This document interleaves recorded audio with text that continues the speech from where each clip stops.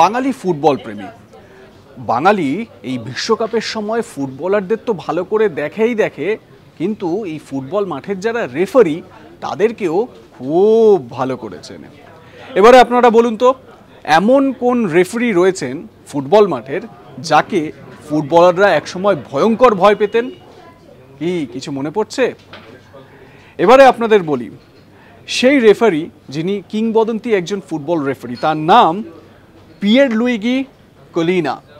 আপনারা হয়তো নামটা শুনে বুঝতে পারবেন না, তার একটু চেহারার বর্ণনাটা দিই। রোগা ছিপছিপে চেহারা, মাথায় চুল নেই, একেবারে টাক মাথা, আর চোখটা কটা চোখ, বিড়ালাক্ষী। চিনতে পারছেন? আগে হ্যাঁ, সেই রাগী এবং সব প্লেয়ারদের ধমকানো রেফারির কথাই বলছি। তিনি এমন একজন রেফারি এবং একমাত্র রেফারি যার চোখে ভিএআর ছিল, সঠিকভাবে সেই লেন্স কাজ করত।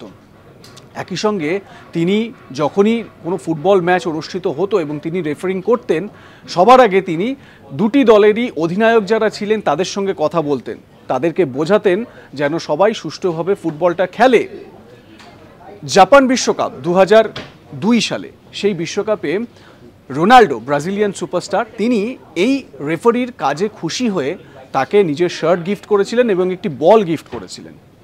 জার্মানির প্লেয়াররা, ব্রাজিলিয়ান প্লেয়াররা, তারা ভীষণ রকমভাবে অভিনন্দন জানিয়েছিলেন এই কোলিনাকে।